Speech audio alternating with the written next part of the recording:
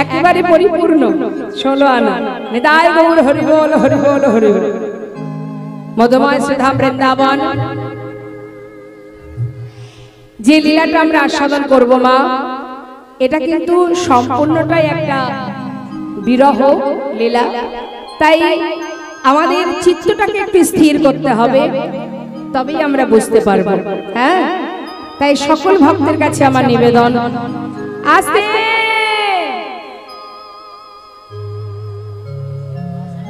গল্প আমিও জানি, যেমন আমাকে এখানে আনা হয়নি গল্প করার জন্য, তেমন আপনাদেরকেও এখানে বসিয়েছে গল্প করার জন্য নয়, তাই না? তা যখন যেটা তখন সেটা করতে হবে তো। এখন যদি আপনি ঘুমিয়ে থাকেন, মাঝ রাত্রে কেউ যদি হাতটা ধরে বলে চল আর ঘুমাতে হবে না, চল এবার খাবি চল, রাগ হবে না?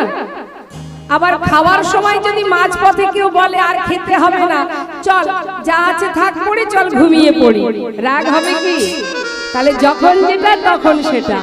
এখন আমাদের কাজ কি? কৃষ্ণ কথা বলা আর কৃষ্ণ কথা শ্রবণ করা, এই দুটো কাজ। এর বাইরে অন্য কোনো কথা চলবে না। কেমন? জানি তাই জয় গো।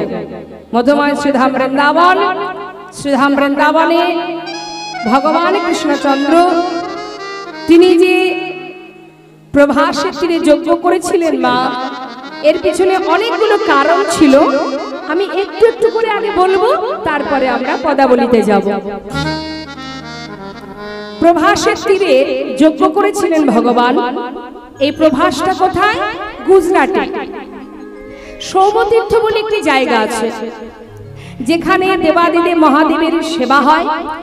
সেই ভোলানাথের নাম হচ্ছে সোমনাথ, আর ওই সোমনাথের নামেই ওই জায়গাটির নাম সৌমতীর্থ। এখন ওই যে সৌমতীর্থে একটা নদী আছে, যার নাম দিয়েছিল চন্দ্রদেব, আশীর্বাদ স্বরূপ নাম দিয়েছিল প্রভাস। তা কেন নামটা দিয়েছিল? নদীটির নাম প্রভাস হলো কি করে?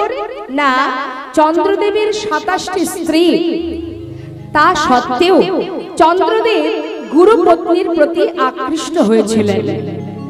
তাই গুরুদেব অভিশাপ করেন চন্দ্রদেবকে যে তোমার এই যে এক একটি করে কলা, তোমার এই 16 কলা এক এক দিনে একটা একটা করে কলা ক্ষয় হতে হতে তোমার ক্ষয় রোগের অভিশাপ দিয়েছিল, যে ক্ষয় হতে হতে তুমি একদিন শেষ হয়ে যাবে, ধ্বংস হয়ে যাবে। এখন চন্দ্রদেবের গুরুদেব যখন অভিশাপ দিয়েছে বাবা, অভিশাপ কিন্তু কাজে লেগে গেছে। এখন গুরুর অভিশাপ তো আর মিথ্যা হতে পারে না। এক একটা দিনে এক এক কলা ক্ষয় হতে শুরু হয়ে গেল। অবশেষে যখন আর একটি কলা বেঁচে আছে, তখন সেই চন্দ্রদেবের 27টি স্ত্রী তারা ছুটতে ছুটতে চলে যাচ্ছে দেবাদিদেব মহাদেবের কাছে। স্বামীর প্রাণ ফিরিয়ে পাবার কোনো উপায় আছে কিনা সেটা জানার জন্য ভোলানাথের কাছে যাচ্ছেন। এখন ভোলানাথ বসে আছেন কৈলাসে। ভোলানাথের সহধর্মিণী কে? মা, মা পার্বতী। পার্বতী হচ্ছে এদের সম্পর্কে দিদি হন। তাহলে ভোলানাথ কি হবে? জামাই বাবু। এখন কৈলাসে বসে আছে ভোলানাথ, ধ্যানে মগ্ন। 27 জন শালিকা গিয়ে হাজির। জামাই বাবু, ও জামাই বাবু, ও জামাই বাবু।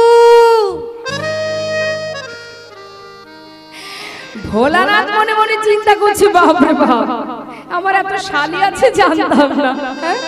আরে বাবা, নিরিবিলিতে একটু কৈলাসে বসে বসে পাহাড় পর্বতের মধ্যে বসে ধ্যান করছি, সেখানেও শান্তি নেই। কারা এসে আবার জামাই বাবু বলে ডাকছে? কি হয়েছে? সম্পর্কে তোমরা আমার শালিকা? যাক যাক, দেখা সাক্ষাৎ হয় না বলেই হয়তো সম্পর্কটাও আর মনে ছিল না। তা যাই হোক, কি ব্যাপার, শালি বলে কথা, এসেছে যখন নিশ্চয়ই কোনো বিপদে পড়েছো, তাই না? কি বিপদ? তখন সবাই মিলে বলে উঠলেন যে আমাদের বিপদ এটাই, আমাদের প্রতি সে গুরুপত্নীর প্রতি আকৃষ্ট হয়, তাই গুরুদেব অভিশাপ করেন একটু একটু করে সে সম্পূর্ণ শেষ হয়ে যাবে। তার এক একটি কলা এক এক দিনে ক্ষয় হতে হতে আর একটি কলা বেঁচে আছে, তাই আপনার কাছে এলাম, এর কোনো উপায় কি নেই? ভোলানাথ বললেন, আচ্ছা ঠিকই তো, স্বামী হারা হলে বৈধব্য জনম কি করে সইবে? আমি জামাই বাবু যেভাবে হোক একটা শালীদের উদ্ধারের রাস্তা বের করতে হবে। তাহলে এক কাজ করো, তোমার স্বামীর যদি একটা কলাও বেঁচে থাকে, আমার মাথায় যে জটা, জটার মধ্যে গঙ্গা বাঁধা আছে। এই গঙ্গাটা হচ্ছে অভিশাপ প্রুফ, মানে এর মধ্যে যদি কাউকে রাখা হয় এই জলের মধ্যে, তাহলে কারোর কোনো অভিশাপ আর কাজে লাগবে না। এই কথা শোনা মাত্রই সেই একটি কলা ভোলানাথের মস্তকে জটার ভিতরে রেখে ভোলানাথ পরামর্শ দিলেন, তোমরা ছুটে চলে যাও গুরুদেবের কাছে। সেখানে গিয়ে তার কাছ থেকে নিজের পতিকে কি করে ফিরিয়ে নেবে তার উপায় হাতে পায়ে ধরে নেওয়ার চেষ্টা করো। এবার সবাই মিলে চলে গেলেন গুরুদেবের কাছে। গুরুদেব বললেন যে দেখো, তোমরা তো আমার কাছে কোনো অপরাধ করনি, কিন্তু তোমাদের স্বামীর একটি কলাও যদি বেঁচে থাকতো তাহলে আমি কোনো উপায় বলতে পারতাম, আর তো কিছু করার নেই। তখন সবাই বললেন, গুরুদেব আপনি উপায় তো বলুন, তারপরে যা হবে হবে। তখন গুরুদেব বললেন, বেশ, যদি একটি কলাও বেঁচে থাকে, ওই প্রভাসের ওই সৌমতীর একটি নদী আছে, ওই নদীতে যদি তুমি তাকে স্নান করাতে পারো, তাহলে পুনরায় আবার পূর্ণ জ্যোতি সে ফিরে পাবে। সঙ্গে সঙ্গে সেই ভোলানাথের মস্তক থেকে সেই একটি কলা নিয়ে, দেখেছেন তো মা, শিবের মাথায় একটা কলা থাকে, চাঁদের একটা কলা কিন্তু শিবের মাথায়, তা বলে সেটাকে নিয়ে গিয়ে যেই না ওই নদীতে স্নান করালো, আবার পুনরায় পূর্ণ জ্যোতি ফিরে পেল। আর যেই না পূর্ণ জ্যোতি ফিরে পেল, চন্দ্রদেব আশীর্বাদ করলেন সেই নদীকে যে আজ থেকে তোর নাম হবে প্রভাস। তাই গৌর হরি বল। প্রভা যুক্ত আশ, মানে পুনরায় আমি আমার পূর্ণ জ্যোতি ফিরে পেয়েছি, তাই আমি আশীর্বাদ করলাম তোর নাম প্রভাস। এখন এই যে প্রভাস, এই প্রভাস আবার আরেক মুনির কাছ থেকে অভিশপ্ত হয়েছিলেন মা। কিভাবে?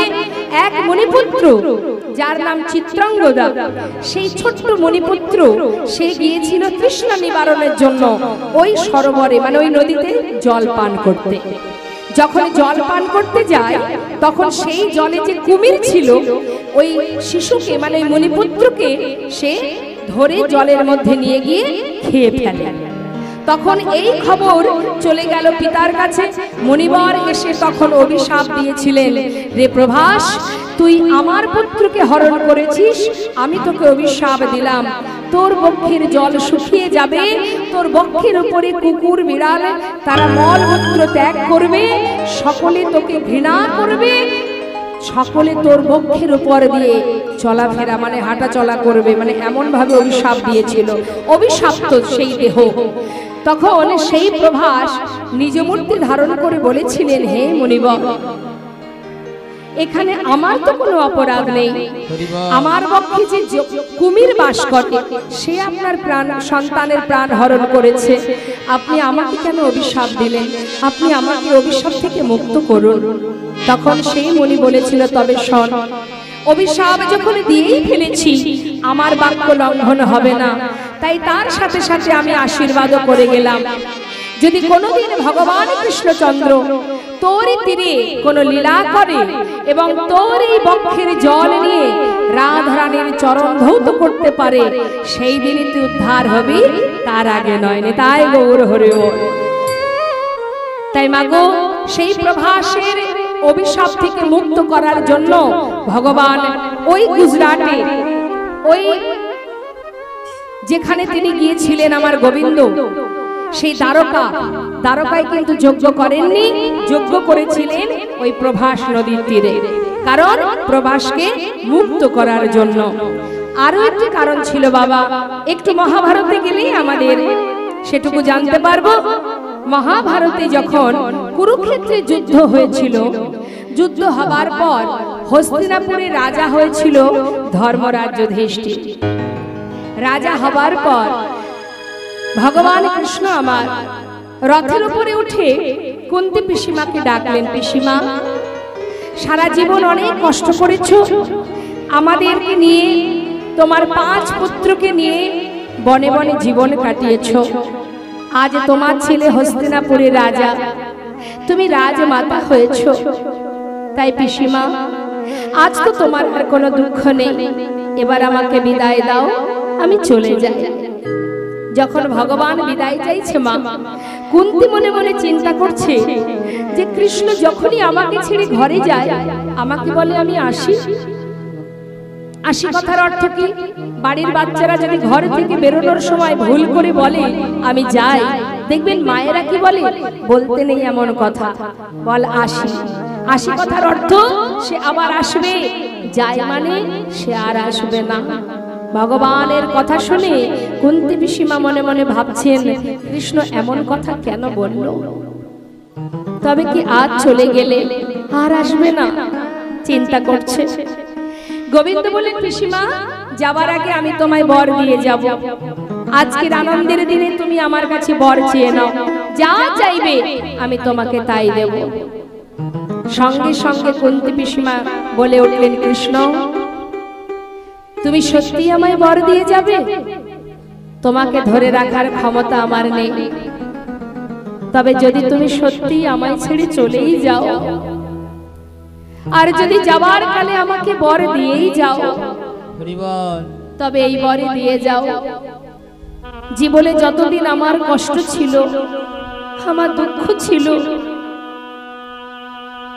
ততদিনে তুমি আমাদের সঙ্গে ছিলে। আমার 5 পুত্রকে নিয়ে আমি যখন বনে ছিলাম, সদা সর্বদাই তুমি আমাদের কাছে থেকেছো। আজ আমার ছেলে হস্তিনাপুরের রাজা, আমি রাজমাতা, সমস্ত দুঃখ চলে গেছে আমার, সুখের অন্ত নেই আমার, তাই তুমি চলে যাচ্ছ। তবে যাও, তবে যাবার আগে এই বরে দিয়ে যাও।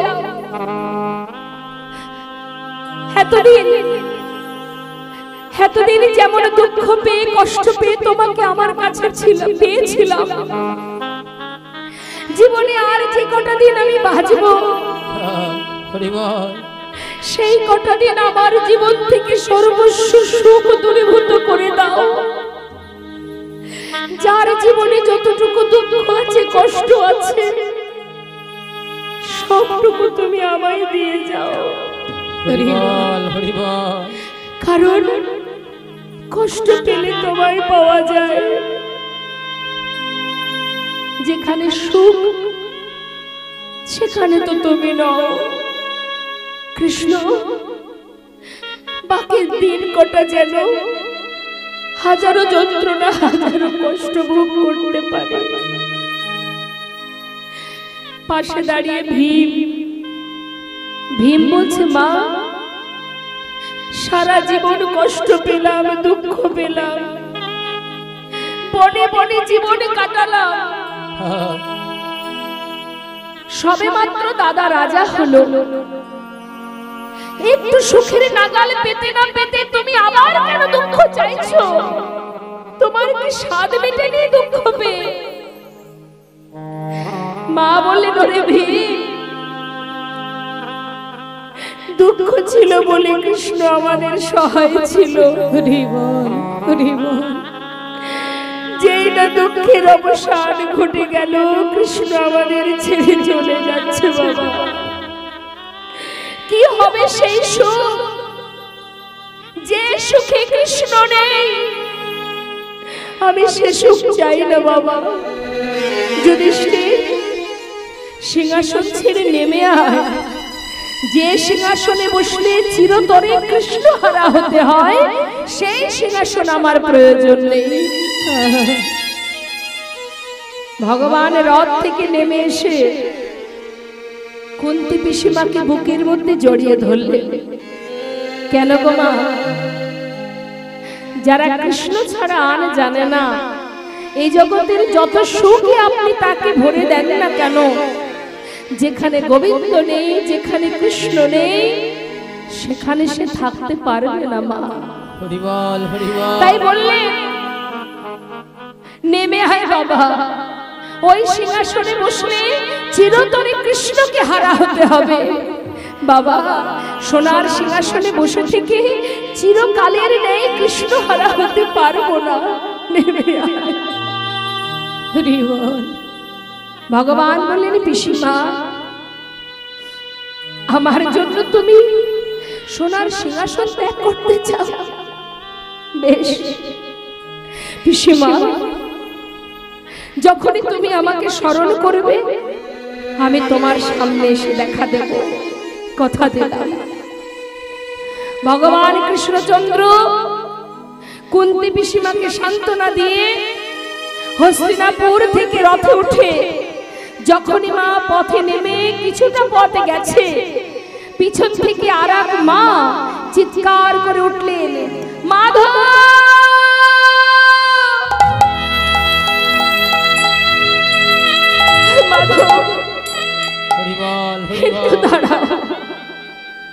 একটু দাঁড়াও মাধব, একটি বার আমার দিকে তাকিয়ে দেখো। আমি কি জানো? চিনতে পারছো আমায়? শতপুত্র হারা জননী আমি, অভাগিনী। আমি সুবল কন্যা, আমি গান্ধারী। একজন নয়, দুজন নয়, শতপুত্রকে হারিয়েছি আমি তোমার জন্য। তুমি যদি না চাইতে তাহলে যুদ্ধ হতো না। তুমি যদি না চাইতে আজ আমি সন্তান হারা হতাম না। তুমি করেছো, কুরু বংশ ধ্বংস করে দিয়েছো তুমি। আজ আমি তোমায় অভিশাপ দিব। শুনে রাখো, যে কর্মটি তুমি করেছো, বংশে একটি বাতি দেবার মতো কোনো সন্তান তুমি রাখোনি। তবে মাধব, আমিও তোমায় অভিশাপ দিলাম। যেমন তুমি কুরু বংশ ধ্বংস করে দিয়েছো, তেমন তোমার যদু বংশ ধ্বংস হয়ে যাবে। শুধু তাই না, তোমার মৃত্যু হবে। নিম্ন বৃক্ষে দাঁড়িয়ে থাকবে তুমি, এক ব্যাধের হাতে তোমার মৃত্যু হবে। এই আমি তোমায় অভিশাপ দিলাম। সমস্ত রাজ সবাই যারা ছিল সবাই মিলে মাতা গান্ধারীকে ধরে বললেন, এ কি করছো তুমি? কাকে অভিশাপ দিচ্ছ? অভিশাপ ফিরিয়ে নাও, অভিশাপ দিও না। ভগবান কৃষ্ণচন্দ্র বললেন, শান্ত হও তোমরা, সে তো ভুল কিছু বলেনি। দেখো, কুরুক্ষেত্রের যুদ্ধের পর জয়ের আনন্দ যেমন আমি উপভোগ করেছি, তেমনি যারা পরাজিত হয়েছে সেই পরাজয়ের কষ্ট আমি পেয়েছি। সকলে মায়ের আশীর্বাদ যেমন আমি নিয়েছি, তেমনি সকলে মা সন্তান হারা হয়েছে, সেই সকল মায়ের অভিশাপও আমি মাথায় নিতে চাই। মা, তুমি তো ভুল কিছু বলনি, তোমার কথাই যেন সত্য হয়। কথা দিলাম, তোমার কথাই সত্য হবে। কথা দিয়েছিল মা। সেই ভগবান কৃষ্ণচন্দ্র মাতা গান্ধারীকে কথা দিয়েছিল যে যদুবংশ ধ্বংস হবে, তোমার অভিশাপই সত্য হবে। এবার সেই 56 কোটি যদুবংশ ভগবানের সন্তান, তারা যখন সবাই বড় হলো মা, এমন ভাবে তারা নিজেরা চলতে শিখলো, ধরাকে সরা জ্ঞান করতে শুরু করলো। ওই 56 কোটি যদুবংশের মধ্যে একটি ছেলে ছিল অনেকটা মেয়েদের মতো দেখতে, যার নাম শাম্ভ, ভগবানের সন্তান। এখন সেই শাম্ভকে মেয়েদের মতো দেখতে বলে আর সবাই কি করেছে, ওকে একটা শাড়ি পরিয়েছে, একটা কাপড় পরিয়ে পেটের উপরে একটা কড়া বেঁধে জঙ্গলে নিয়ে গেছে, যেখানে মুনি ঋষিরা বসে বসে ধ্যান তপস্যা করে। সেই মুনিদের কাছে গিয়ে বলছে, এই যে মুনিবর, ও মুনিবর, বলো তো এর গর্ভে কে জন্ম নেবে? মুনিবর তো সবই বুঝতে পারছে মা, বারবার বলছে তোমরা ঘরে চলে যাও, এইভাবে আমাদের সেবায় বাধা দিও না, যাও, আমরা সবাই সাধনায় করছি, সাধনায় বিঘ্ন ঘটিও না, ঘরে চলে যাও। কিন্তু কোনো কথাই শুনছে না। তারা সবাই মিলে জোর করে ধরেছে, অমনিবর তোমরা না যুগ যুগ ধরে সাধনা করো, হ্যাঁ কেমন সাধনা করো তোমরা, বলতে পারছো না এর গর্ভে কে জন্মাবে? তখন সেই মনি রেগে গিয়ে বলে উঠলেন, তবে শোন, জানতে চাইছিস এর গর্ভে কে জন্ম নেবে? এর গর্ভে যে জন্ম নেবে তার হাত দিয়ে এই 56 কোটি যদুবংশ ধ্বংস হয়ে যাবে। তাই গৌর হরে। এই কথা শুনে ছুটতে ছুটতে তারা ঘরে ফিরে গেল। কিছুদিনের মধ্যেই ওই যে গর্ভে যে কড়াটা বেঁধেছিল মা পেটে, সেটা ফাল হয়ে প্রসবিত হলো। আর যেই না ফাল হয়ে প্রসবিত হলো, সেই ফালটা নিয়ে ভগবানের কাছে গেলেন। ভগবান সেটাকে দেখেই চিনতে পেরেছে, বুঝতে পেরেছে। দেরি না করে সকলকে বললেন, তোমরা এক কাজ করো, এই ফালটা নিয়ে গিয়ে ওই নদীর ধারে যে পাথর আছে, পাথরে গিয়ে ঘষে ওটাকে শেষ করে দাও। এখন সবাই মিলে সেই ফালটা নিয়ে নদীর ধারে গেছে। নদীর ধারে গিয়ে পাথরে ঘষছে বাবা, যত ঘষছে তত ফেনা বাহির হচ্ছে মা। আর ফেনাগুলো নদীর ধার বরাবর যাচ্ছে। আর যখন ধার বরাবর যাচ্ছে, ওই ফেনা থেকে আস্তে আস্তে নদীর ধারে নল খাগড়ার গাছ তৈরি হচ্ছে। আর ঘষতে ঘষতে যখন আর এতটুকু বাকি আছে, চিন্তা করছে এটা দিয়ে আর কি বা হবে, সেটাকে জলের মধ্যে ছুঁড়ে ফেলে দিয়েছে। আর যেই না জলে ফেলে দিয়েছে, খেয়েছে এক মাছ। ওই ফালটা এক মাছে খেয়েছে। সেই মাছটির নাম কি? রাঘব বোয়াল। এখন এক ধীবর গেছে মাছ ধরতে বাবা, মাছ ধরতে গিয়ে জালের মধ্যে রাঘব বোয়ালকে পেয়েছে। সেটাকে তীরে তুলে নিয়ে যেই না কর্তন করেছে, পেটের মধ্যে সেই ফালটা পেয়েছে। এখন ধীবরের আর কি করবে? ধীবর মানে কি মা? যারা মাছ ধরে, হ্যাঁ। তা এখন ধীবর চিন্তা করছে এই ফাল দিয়ে আমার আর কি বা হবে। সে একটা জঙ্গলে ছুঁড়ে ফেলে দিয়েছে। আর যেখানে ফেলে দিয়েছে সেই জঙ্গলে এক ব্যাঘ, যারা পাখি ধরে, তারা ওই জঙ্গলে পাখি মারতে গিয়ে ওই ফালটা দেখতে পায়। যেই দেখেছে মনে মনে ভাবছে, বাহ, ফালটা তো বেশ সুন্দর, তীরে লাগাই যদি বিধে রাখা যায় পাখি মারতে আরো ভালো হবে। সে কি করেছে? ফালটা নিয়ে ওই তীরে লাগাই বিধে রেখেছে। তাহলে সেই ব্যাধটিকে, হৃদয় গৌর হরি বল, ওই ব্যাধই তো গোবিন্দকে মারবেন। তাহলে সেই ব্যাধটিকে, যিনি হলেন বালিপুত্র অঙ্গদ, হৃদয় গৌর হরি, যিনি হয়েছেন এই দাপর যুগে জরা নামের ব্যাধ।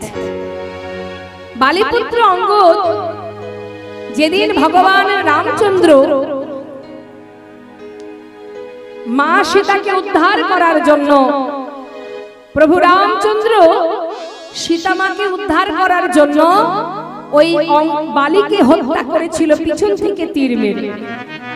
তা পিছন থেকে যখন তীর মেরে হত্যা করেছে, ভগবান যখন তীর মেরে হত্যা করেছে বাবা, তখন সেই অঙ্গদ কিন্তু জানতো না যে আমার পিতাকে কে হত্যা করেছে। কিন্তু এই অঙ্গদ মা সীতাকে উদ্ধার করার জন্য প্রভু রামচন্দ্রকে বিভিন্ন ভাবে সাহায্য করেছিলেন।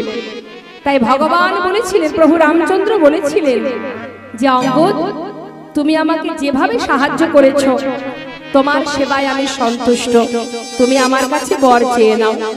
তখন সেই অঙ্গদ বলেছিল, হে প্রভু, যদি তুমি বর দিতে চাও তবে দাও, যে বিনা যুদ্ধে বিনা কারণে আমার পিতাকে পিছন থেকে তীর ভেদ করে হত্যা করেছে, আমিও যেন তাকে তীর ভেদ করে প্রাণে মারতে পারি। এই আশীর্বাদ দিয়েছিলেন ভগবান। তথাস্তু, তাই হবে অঙ্গদ।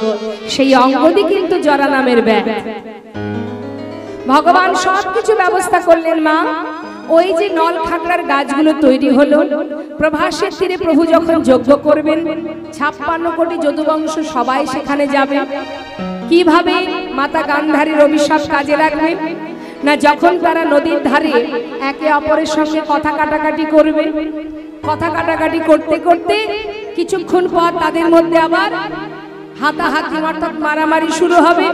এবার হাতাহাতি যখন হবে তখন মারবে কি করে? ওই যে নল খাগড়ার গাছ, এক একটা করে নল খাগড়ার গাছ নিয়ে যে যাকে আঘাত করবে সেই ভূমিতে পতিত হবে। এইভাবে 56 কোটি যদুবংশ ধ্বংস হয়ে যাবে। আর ভগবান তিনি কি করবেন? নিম্ন বৃক্ষের ডালে বসে থাকবেন, চরণটা দুলবে।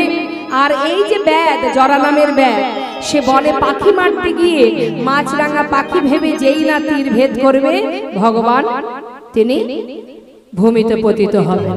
এটাই ছিল তাদের মনে বাসনা। এবার গোবিন্দ বিলম্ব না করে তিনি যজ্ঞের ব্যবস্থা শুরু করলেন।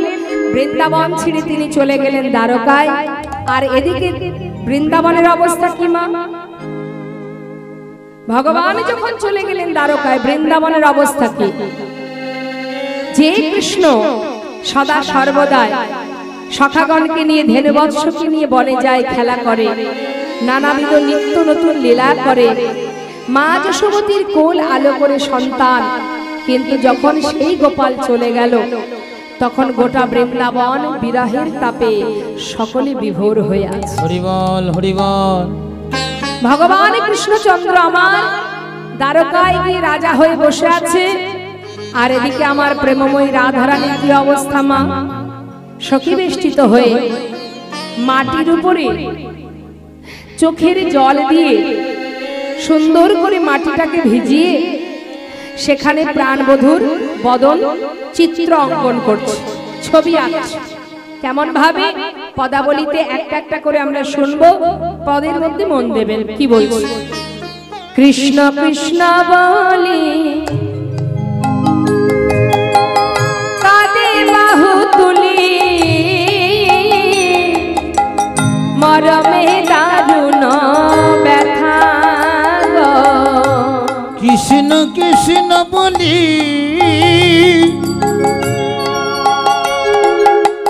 কাঁদে বাহু তুলি, মরমে দারুণ ব্যথা। আর মৃত্তিকায় পড়ে মূরতি আঁকিয়া কহে তার শোনে কথা। মৃত্তিকার উপরে ওই মূরতি আঁকিয়া কহে তার শোনে কথা। বলে একবার বধূ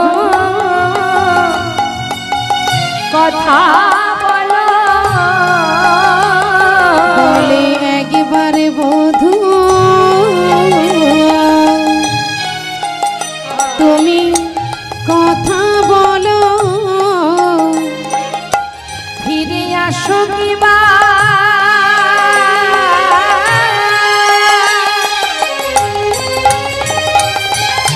নাইবা আসো। ওমা, এই জগতের ভালোবাসা আর আমার রাধারানীর ভালোবাসা কেমন পার্থক্য দেখুন। এই জগতে কেউ যদি কাউকে ভালোবাসে, এই জগতে যদি কেউ কাউকে ভালোবাসে, তাকে কি বলে? শোনো, কারোর দিকে তাকাবে না, বলে না আমায় ছেড়ে জানে তাই।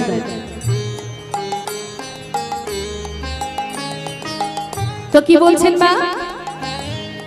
শ্রীমতী রাধারানী, আস্তে কথা না, রাধারানী আমার সুন্দরভাবে মাটির উপরে, মৃত্তিকার উপরে ছবি আঁকছে প্রাণবধূর। আর কি বলছে? অগবধূ ফিরে আসো কিবা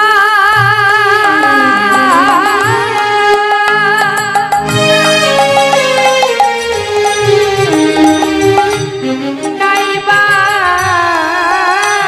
আসো, একবার বধূ তুমি কথা বলো, ফিরে আসু কিবা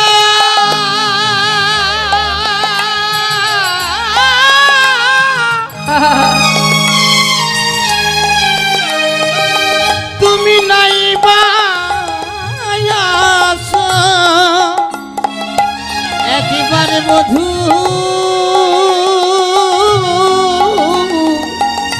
কথা বলো ভালোবাসো কি বা